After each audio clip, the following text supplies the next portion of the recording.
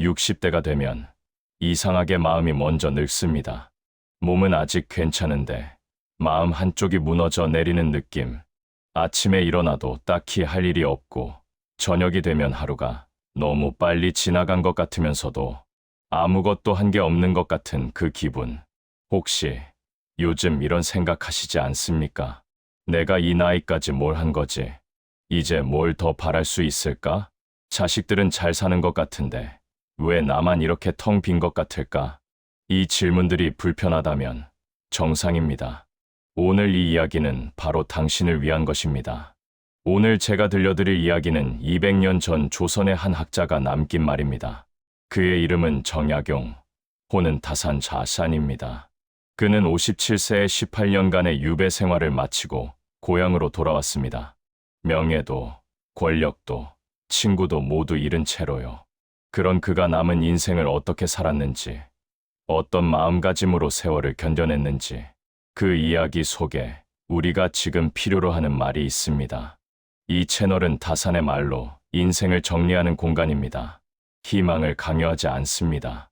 긍정을 강제하지도 않습니다. 다만 이 나이에 필요한 단 몇 마디를 조용히 건네려 합니다. 그럼 시작하겠습니다.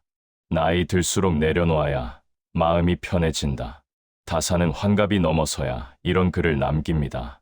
집착은 짐이고 욕심은 병이다. 비우는 것이 채우는 것보다 어렵지만 비워야만 가벼워진다. 젊었을 때는 이 말이 와닿지 않습니다. 그때는 채우는 게 목표였으니까요. 집도 사야 하고 자식도 키워야 하고 인정도 받아야 했으니까요. 그런데 60이 넘어서 보니까 그렇게 채운 것들이 전부 무거운 짐이 되어 있습니다. 이 나이가 되면 알게 됩니다. 욕심을 놓지 못해서 아픈 게 아니라 욕심을 놓아야 한다는 걸 알면서도 놓지 못해서 더 아프다는 거요. 예를 들어볼까요? 자식이 명절에 전화 한 통 안 합니다. 속상하죠. 그런데 그게 왜 속상한가 생각해보면 내가 이렇게 키웠는데 라는 기대가 밑바닥에 깔려 있습니다. 내가 해준 것에 비해 돌아오는 게 적다는 서운함이죠. 친구가 약속을 잊어버립니다. 서운하죠. 하지만 그 서운함의 정체는 나는 너를 소중히 여겼는데 너는 아닌가 보다라는 역시 기대입니다. 이 나이에 우리를 아프게 하는 건 대부분 기대와 현실의 간격입니다. 그런데 다산은 말합니다. 기대를 없애라고 하지 않습니다. 그게 쉽지 않다는 걸 아니까요. 대신 이렇게 말합니다. 집착하지 말되 소중히 여기라. 기대하지 말되 관계는 유지하라. 비워야 한다고 해서 모든 걸 버리는 건 아니다. 여기서 중요한 건 내려놓는다는 게 관계를 끊는 게 아니라는 겁니다. 자식을 사랑하되 자식에게 기대지 않는 것, 친구를 아끼되 친구의 선택을 존중하는 것, 그게 내려놓기입니다. 잠시의 침묵. 혹시 이런 경험 있으십니까? 어느 날 문득 나 혼자서도 괜찮네라는 생각이 드는 순간 말이에요. 그 순간이 외로운 게 아니라 오히려 홀가분한 느낌. 그게 바로 내려놓기의 시작입니다. 다산은 18년 유배 생활 끝에 돌아왔을 때 아무도 그를 찾지 않았습니다. 권력의 중심에 있을 때는 그렇게 많던 사람들이 다 사라졌죠. 그때 그는 깨달았습니다. 사람은 결국 혼자라는 것. 하지만 그게 슬픈 게 아니라 자유라는 것. 내려놓는다는 건 포기가 아닙니다. 정리입니다. 이 나이에는 정리할 용기가 필요합니다. 자식에게 기대지 않는 마음이 노년을 지킨다. 다산은 6 아들과 2 딸을 두었습니다. 자식 교육에 관한 한 조선 최고의 아버지였죠. 그런 그가 환갑이 넘어 아들에게 이런 편지를 씁니다. 내가 나를 봉양하는 것도 중요하지만 그보다 더 중요한 건 내가 내 인생을 사는 것이다. 나는 내 힘으로 살 것이니 너는 내 길을 가거라. 이 편지를 읽을 때 가슴 한쪽이 시렸습니다. 부모라는 건 자식이 잘 되기를 바라면서도 자식에게 짐이 되고 싶지 않은 존재입니다.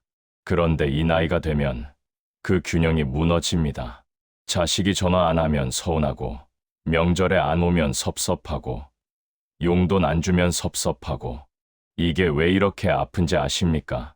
내가 자식에게 받고 싶은 게 사랑이 아니라 확인이기 때문입니다. 내가 너희한테 의미 있는 사람이 맞지? 라는 확인. 내가 아직 필요한 존재가 맞지? 라는 확인. 그런데 자식들은 바쁩니다. 정말로 바쁩니다. 그들도 애 키우고, 직장 다니고, 부부 싸우고, 살기 바쁩니다. 부모를 안 챙기는 게 아니라 챙길 여유가 없는 겁니다. 다사는 말합니다.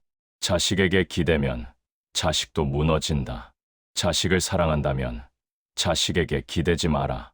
이 말이 냉정하게 들릴 수 있습니다. 하지만 이게 현실입니다. 자식은 부모의 노후를 책임질 수 없습니다. 그들도 자기 인생을 살기 바쁘니까요. 그렇다면 우리는 어떻게 해야 할까요? 다사는 이렇게 살았습니다. 유배에서 돌아온 뒤 그는 자식들에게 의지하지 않았습니다. 대신 자기가 할 수 있는 일을 했습니다.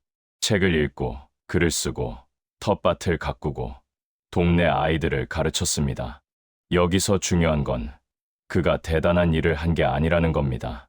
그냥 자기 힘으로 자기 하루를 채운 겁니다. 그게 전부입니다. 이 나이에 필요한 건 거창한 목표가 아닙니다. 오늘 하루 나 혼자 괜찮았다는 그 느낌입니다. 자식한테 전화 오면 좋고 안 와도 괜찮은 마음.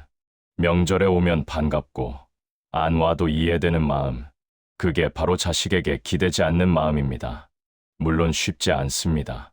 외롭습니다. 특히 저녁에 혼자 밥 먹을 때, TV 보다가 자식 생각날 때, 그때 가장 외롭습니다. 하지만 다사는 말합니다. 외로움을 이기는 방법은 외로움을 피하는 게 아니라 외로움과 함께 사는 것이다. 이 말을 듣고 마음이 불편해졌다면 정상입니다. 우리는 자식을 사랑합니다. 그래서 기대하게 됩니다. 하지만 그 기대가 우리를 아프게 합니다. 다사는 바로 이 지점에서 멈추라고 말합니다. 사랑하되 기대하지 말라고. 그게 나를 지키는 길이라고. 말을 줄이면 관계가 늙지 않는다. 나이가 들면 말이 많아집니다.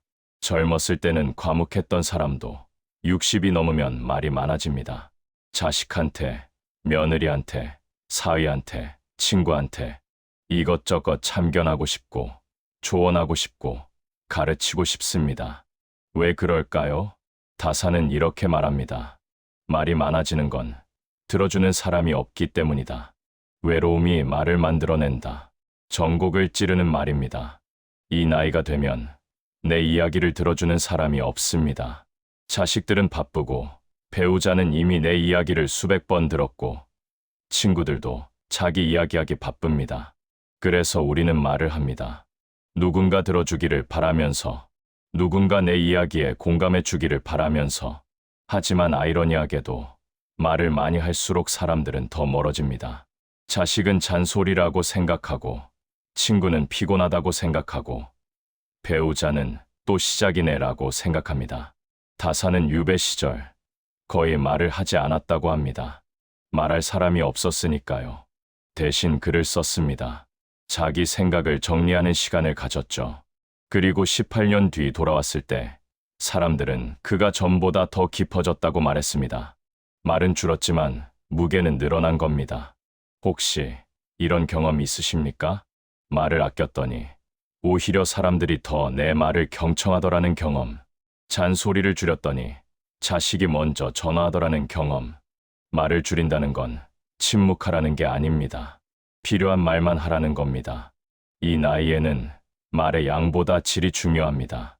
10마디 조언보다 1마디 응원이 낫고 10번의 잔소리보다 1번의 격려가 낫습니다. 다사는 말합니다. 말을 줄이면 관계가 가벼워진다. 관계가 가벼워지면 오래 간다. 자식에게 하고 싶은 말 참아봅니다. 친구에게 하고 싶은 충고 삼켜봅니다. 그게 쉽지 않지만 그게 관계를 지키는 길입니다. 말을 줄이면 신기하게도 마음도 가벼워집니다. 왜냐하면 내가 한 말에 대한 후회가 줄어들기 때문입니다. 이 나이에 가장 많이 하는 후회가 뭔지 아십니까? 그때 그 말 안 할 걸입니다. 잠깐 여기서 멈춰 보겠습니다. 지금까지 3가지 이야기를 했습니다. 내려놓기, 자식에게 기대지 않기, 말을 줄이기. 혹시 이 이야기들이 너무 냉정하게 느껴지셨나요? 그래서 결국 혼자 살라는 거야? 라는 생각이 드셨나요? 그렇다면 다음 이야기를 들어보십시오. 다산이 말하는 건 외롭게 살라는 게 아닙니다. 현명하게 관계 맺으라는 겁니다. 집착하지 않으면서도 사랑하고, 기대하지 않으면서도 배려하고, 말을 줄이면서도 마음을 나누는 것. 그게 이 나이에 필요한 관계의 기술입니다. 계속 이어가겠습니다. 오래된 인연이라도 정리할 용기. 다산은 환갑이 넘어서 오래된 친구와 인연을 끊었습니다. 30년을 함께한 친구였습니다. 그런데 어느 날, 그 친구와의 만남이 즐겁지 않다는 걸 깨달았습니다. 만나면 옛날 이야기만 하고, 서로를 비교하고, 은근히 자랑하고, 헤어지면 왠지 모르게 마음이 무겁고, 그래서 다산은 조용히 거리를 두었습니다. 절교한 게 아니라 만남의 빈도를 줄인 겁니다. 그리고 이런 글을 남깁니다. 오래된 인연이라고 해서 반드시 지켜야 할 의무는 없다. 서로에게 도움이 되지 않는 관계라면 정리하는 것도 용기다. 이 말이 와닿습니다. 이 나이가 되면 인간관계가 피곤합니다. 만나야 할 사람들이 많고, 지켜야 할 예의가 많고, 신경 써야 할 게 많습니다. 동창회, 친목회, 계모임, 친척 모임. 가기 싫은데 안 가면 민폐고, 가면 피곤하고, 특히 오래된 친구들이 문제입니다. 어릴 때부터 알던 사이니까 정리하기도 애매하고, 그렇다고 계속 만나자니 이제는 공통점도 없고, 만나면 하는 얘기가 정해져 있습니다. 자식 잘 되더냐? 건강은? 누가 손잡았더라? 우리도 곧 보겠지. 그리고 밥 먹고 헤어지면 집에 오는 길이 왠지 모르게 무겁습니다. 비교당한 것 같고, 초라해진 것 같고, 나만 뒤처진 것 같은 기분. 다산은 말합니다. 인연이란 물과 같다. 흐르면 깨끗하고, 고이면 썩는다. 오래됐다고 좋은 게 아니라 흐르는 인연이 좋은 것이다. 여기서 흐르는 인연이란 뭘까요? 서로를 성장시키는 관계, 만나면 마음이 편한 관계, 비교하지 않는 관계, 있는 그대로를 인정해주는 관계. 반대로 고인 인연은 뭘까요? 만나면 피곤한 관계, 비교하게 되는 관계, 과거에만 집착하는 관계, 서로를 이용하는 관계. 솔직히 말씀드리겠습니다. 이 나이에는 관계를 정리할 용기가 필요합니다. 오래됐다고, 정들었다고, 끊기 미안하다고, 그래서 계속 끌고 가는 관계들, 그게 우리를 지치게 합니다. 물론 정리한다는 게 쉽지 않습니다. 특히 한국 사회에서는요. 정도 없는 사람이라는 소리 들을까봐, 차갑다는 소리 들을까봐 우리는 참습니다. 하지만 다산은 말합니다. 타인의 평가를 두려워하면 내 인생을 살 수 없다. 정리한다는 건 미워하는 게 아닙니다. 그냥 거리를 두는 겁니다. 전화 빈도를 줄이고, 만남을 줄이고, 연락을 끊지는 않되 적당한 선을 유지하는 것. 그리고 그 시간에 정말 소중한 사람들과 깊은 시간을 보내는 겁니다. 이 나이에는 넓은 인간관계보다 깊은 인간관계가 필요합니다. 많은 친구보다 진짜 친구 한두 명이 낫습니다. 혹시 이런 사람 주변에 계십니까? 만나면 마음이 편한 사람, 비교하지 않는 사람, 내 약점을 알아도 존중해주는 사람, 내가 실패해도 옆에 있어주는 사람. 그 사람이 있다면 그 사람을 소중히 여기십시오.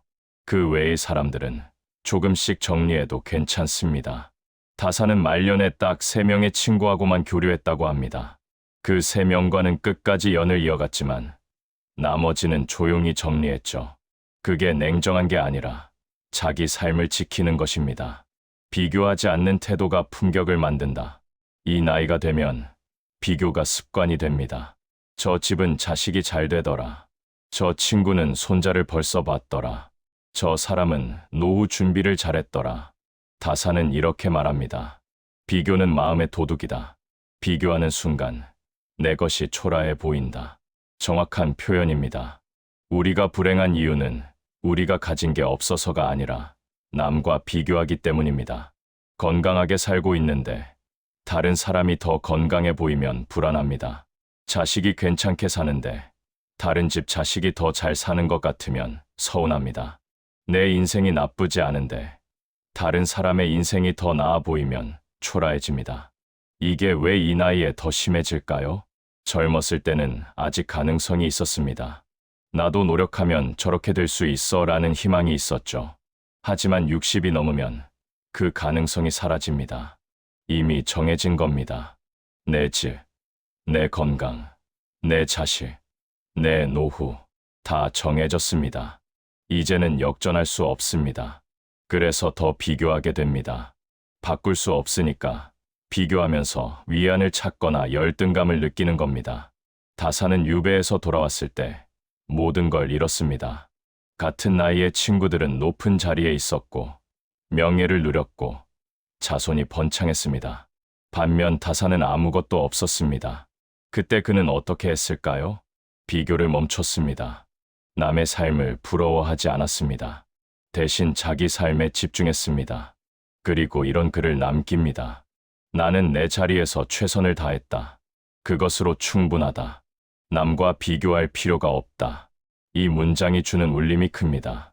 그것으로 충분하다는 말. 우리는 이 나이에 이 말이 필요합니다.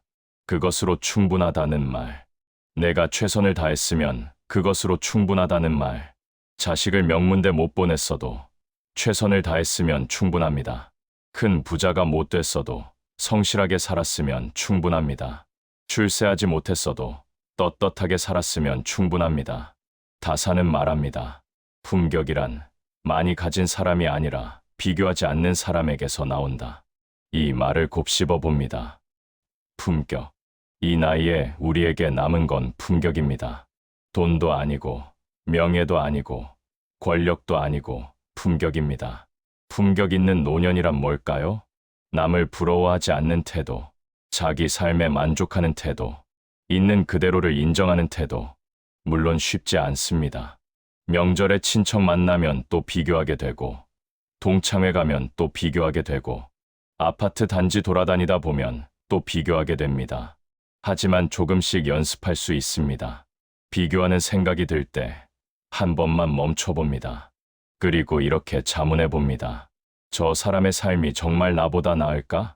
저 사람도 보이지 않는 고민이 있지 않을까? 나는 나대로 괜찮은 삶을 살고 있지 않을까? 다사는 바로 이 지점에서 멈추라고 말합니다. 비교의 늪에 빠지기 전에 한 번만 멈추라고. 이 나이의 품격을 지키는 방법은 하나입니다. 비교하지 않는 것. 여기까지 5가지를 이야기했습니다. 내려놓기, 자식에게 기대지 않기, 말 줄이기, 인연 정리하기, 비교하지 않기. 혹시 이 말들이 체념처럼 들리십니까? 결국 다 포기하고 살라는 거 아니야? 라는 생각이 드십니까? 아닙니다. 이건 포기가 아니라 선택입니다. 무엇을 버리고 무엇을 지킬지, 누구와 거리를 두고 누구와 가까워질지, 어떤 감정을 놓고 어떤 가치를 붙잡을지, 이 나이에는 선택할 권리가 있습니다. 아니, 선택할 의무가 있습니다. 이제 2가지 이야기가 남았습니다. 외로움을 두려워하지 않는 법. 다사는 18년간 혼자 살았습니다. 가족도, 친구도, 제자도 없는 시골 마을에서 처음에는 미칠 것 같았을 겁니다. 말할 사람이 없으니까요. 하지만 시간이 지나면서 그는 외로움과 친구가 되었습니다. 그리고 이런 글을 남깁니다. 외로움은 적이 아니라 스승이다. 외로움은 나를 더 깊게 만든다. 처음 이 글을 읽었을 때 솔직히 공감이 안 됐습니다. 외로움이 무슨 스승이냐고요. 외로움은 그냥 고통 아닌가요? 하지만 이 나이가 되니 조금 이해가 됩니다. 외로움은 피할 수 없습니다. 이 나이에는 누구나 외롭습니다. 배우자가 있어도 외롭습니다. 자식이 있어도 외롭습니다. 친구가 많아도 외롭습니다. 왜냐하면 외로움의 본질은 혼자라는 게 아니라 이해받지 못한다는 느낌이기 때문입니다. 내 마음을 아무도 모릅니다. 내가 왜 이렇게 허전한지, 왜 이렇게 우울한지, 왜 이렇게 불안한지 나도 잘 모르는데 다른 사람이 어떻게 알겠습니까? 그래서 우리는 외로움을 피하려고 합니다. 사람을 만나고, TV를 보고, 스마트폰을 하고, 취미 생활을 하고. 하지만 그런다고 외로움이 사라지지 않습니다. 오히려 더 외롭습니다. 다사는 말합니다. 외로움을 피하려고 하면 더 외롭다. 외로움을 받아들이면 외로움이 힘이 된다. 이게 무슨 뜻일까요? 외로움을 받아들인다는 건 혼자인 시간을 긍정하는 겁니다. 나는 지금 외롭다. 그래도 괜찮다. 외로움은 나쁜 게 아니다. 이렇게 생각하는 순간 외로움이 조금 가벼워집니다. 다사는 유배 생활 중 매일 새벽 일찍 일어나서 산책을 했다고 합니다. 아무도 없는 산길을 혼자 걸으면서 자기 생각을 정리했죠. 처음에는 혼자 걷는 게 외로웠을 겁니다. 하지만 시간이 지나면서 그 시간이 소중해졌습니다. 혼자만의 시간, 아무에게도 방해받지 않는 시간, 나 자신과 대화하는 시간. 이 나이에는 그런 시간이 필요합니다. 물론 외로움이 좋다는 건 아닙니다. 외로움은 여전히 고통입니다. 하지만 그 고통을 회피하지 않고 직면하면 그 안에서 무언가를 발견하게 됩니다. 무엇을 발견할까요? 내가 정말 원하는 게 뭔지, 내가 정말 소중하게 여기는 게 뭔지, 내가 정말 하고 싶은 게 뭔지. 사람들 틈에 있을 때는 이런 걸 생각할 여유가 없습니다. 그냥 흘러가는 대로 살죠. 하지만 혼자 있을 때 우리는 비로소 자기 자신과 마주합니다. 다사는 유배지에서 500권이 넘는 책을 썼습니다. 그게 가능했던 이유는 외로움 덕분입니다. 외로움이 없었다면 그는 그렇게 깊은 사색을 하지 못했을 겁니다. 우리도 마찬가지입니다. 외로움을 피하지 마십시오. 외로움과 친구가 되십시오. 혼자 차 한 잔 마시는 시간, 혼자 산책하는 시간, 혼자 음악 듣는 시간.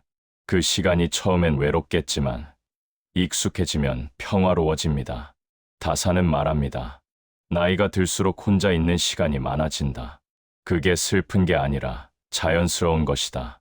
외로움을 받아들이는 사람만이 진정한 평화를 얻는다. 외로움은 적이 아닙니다.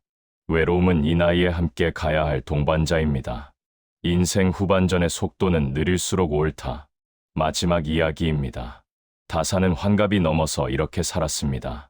아침에 천천히 일어나고, 천천히 밥을 먹고, 천천히 책을 읽고, 천천히 산책하고, 천천히 잠들었습니다.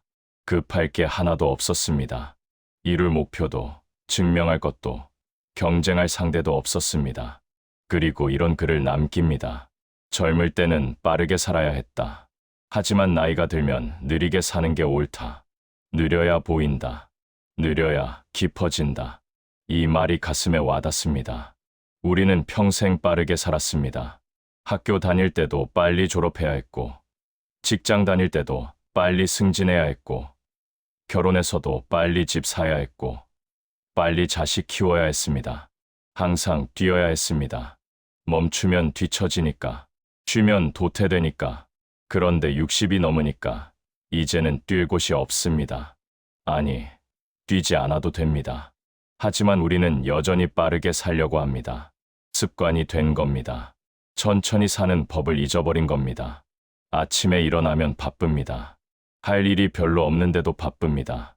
밥 먹을 때도 TV 보고, 산책할 때도 스마트폰 보고, 잠들 때도 뭔가 생각하고, 멈추지를 못합니다. 왜 그럴까요? 다사는 이렇게 말합니다. 빠르게 사는 게 습관이 되면 느리게 사는 게 불안하다. 아무것도 안 하면 뭔가 잘못된 것 같다. 정확한 지적입니다. 우리는 아무것도 안 하는 시간이 불편합니다. 그냥 앉아 있으면 죄책감이 들고, 그냥 멍 때리면 시간 낭비 같고, 그냥 쉬면 게을러지는 것 같습니다. 하지만 이 나이에는 아무것도 안 하는 시간이 가장 소중한 시간입니다. 멍 때리는 시간, 그냥 하늘 보는 시간, 아무 생각 없이 차 마시는 시간. 그게 사치가 아니라 필수입니다. 다사는 유배에서 돌아온 뒤 하루를 이렇게 보냈다고 합니다. 아침에 일어나서 마당을 쓸고, 물을 깃고, 간단히 아침을 먹습니다. 그리고 책을 한두 시간 읽습니다. 점심 먹고 낮잠을 자거나 산책을 합니다. 저녁에는 글을 쓰거나 제자들과 이야기를 나눕니다. 그리고 일찍 잡니다. 대단한 일정이 아닙니다. 화려하지도 않습니다. 하지만 그 안에 평화가 있습니다. 천천히 산다는 건 게으르게 사는 게 아닙니다. 의도적으로 속도를 늦추는 겁니다. 밥을 먹을 때 음미하면서 먹습니다. 산책할 때 주변을 보면서 걷습니다. 책을 읽을 때 한 줄 한 줄 곱씹으면서 읽습니다. 이게 천천히 사는 겁니다. 이 나이에는 빠르게 살 필요가 없습니다. 증명할 것도 없고, 이룰 목표도 없고, 경쟁할 상대도 없습니다. 그냥 오늘 하루를 천천히 살면 됩니다. 다사는 말합니다. 인생 후반전은 속도가 아니라 깊이의 시간이다. 빠르게 많이 사는 게 아니라 느리게 깊이 사는 것이다. 혹시 요즘 하루가 너무 빨리 지나간다고 느끼십니까? 그건 하루를 대충 살았기 때문입니다. 의식 없이 흘려보냈기 때문입니다. 천천히 살면 하루가 길어집니다. 아침 한 끼를 천천히 먹으면 그 시간이 풍요로워집니다. 산책을 천천히 하면 그 시간이 의미 있어집니다. 이 나이에 우리에게 남은 시간은 많지 않습니다. 그렇다면 그 시간을 빠르게 소비할 게 아니라 천천히 음미해야 합니다. 다사는 75세까지 살았습니다. 유배에서 돌아온 뒤 17년을 더 살았죠. 그 17년 동안 그는 급하게 살지 않았습니다. 천천히 자기 속도대로 살았습니다. 그리고 평화롭게 생을 마감했습니다. 우리도 그렇게 살 수 있습니다. 천천히 우리 속도대로 마무리. 오늘 7가지 이야기를 했습니다. 다산 정약용이 인생 후반전에 깨달은 것들. 200년 전 이야기지만 지금 우리에게도 필요한 이야기들입니다. 다시 한번 정리해 보겠습니다. 하나, 내려놓아야 마음이 편해집니다. 욕심을 비워야 가벼워집니다. 집착을 놓아야 자유로워집니다. 둘, 자식에게 기대지 마십시오. 자식을 사랑하되 자식에게 의지하지 마십시오. 그게 나를 지키는 길입니다. 셋, 말을 줄이십시오. 필요한 말만 하십시오. 말이 줄면 관계가 가벼워집니다.